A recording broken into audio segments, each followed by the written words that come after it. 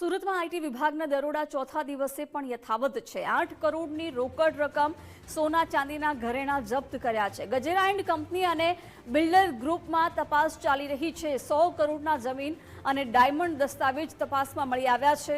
અનિલ બગદાણાના જમીન સોદા રોકડમાં થયા હોવાનું પણ તપાસમાં ખુલ્યું છે। રોકડ પર 84% વધુ ટેક્સ લાગી શકે તેવી પણ શક્યતા છે।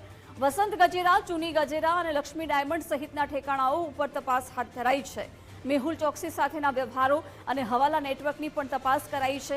ગજેરા પરિવારના સંબંધીઓને ત્યાં પણ તપાસનું ધમધમાટ ચાલી રહ્યું છે।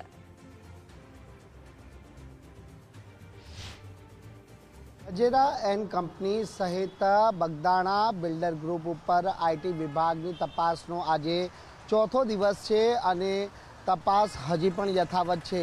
જોકે તપાસ દરમિયાન ગજેરા એન્ડ કંપની ઉપરથી સુરત આઈટી વિભાગના અધિકારીઓને મહત્વની કડીઓ અને દસ્તાવેજો છે તે પ્રાપ્ત થયા છે। આઈટી વિભાગના સૂત્રો પાસેથી આ પ્રમાણેની જાણકારી હાલ સામે આવી રહી છે।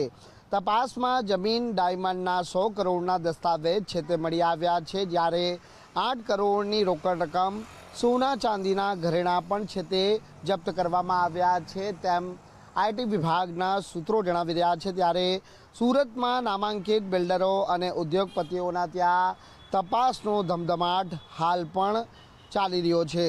અનિલ બગદાણાના જમીનોના સોદા રોકડમાં થયા હોવાનો પણ ખુલાસો છે તે હાલ થવા પામ્યો છે। જ્યારે એક્સપર્ટના જણાવ્યા મુજબ રોકડ પર 84%થી વધુ ટેક્સ છે તે વિભાગ વસૂલી શકે છે તેવી શક્યતાઓ હાલ સેવાઈ રહી છે।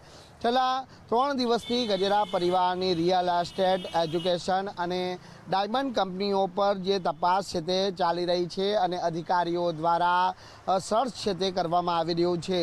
આ ઉપરાંત હવાલા નેટવર્કની જે વાત સામે આવી રહી છે તે દિશામાં પણ વિભાગ તપાસ કરી રહ્યું છે।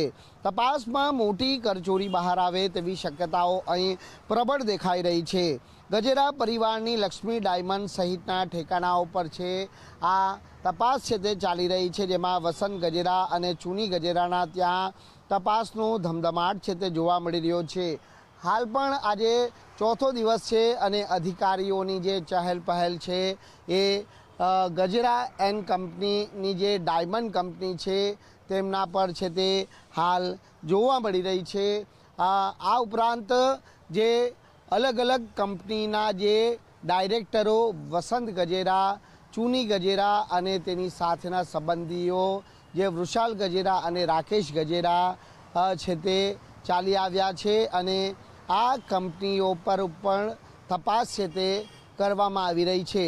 મેહુલ ચોકસી સાથેના વ્યવહારોની પણ વાત છે તે સામે આવી રહી છે, પરંતુ આ વાતને સત્તાવાર રીતે કોઈ સમર્થન હાલ પ્રાપ્ત થયું નથી। આઈટી વિભાગ આગામી દિવસોમાં તપાસના અંતે મોટો ફોડ પાડે તેવી શક્યતાઓ હાલ સેવાઈ રહી છે, એટલે બેનામી કરોડોના આર્થિક વ્યવહારો સામે આવી શકે તેવી શક્યતાઓને અહીં નકારી શકાય તેમ નથી। કેમેરામેન દેવાંગ રાણા સાથે રાકેશ બ્રહ્મભટ્ટ, ગુજરાત ફર્સ્ટ, સુરત।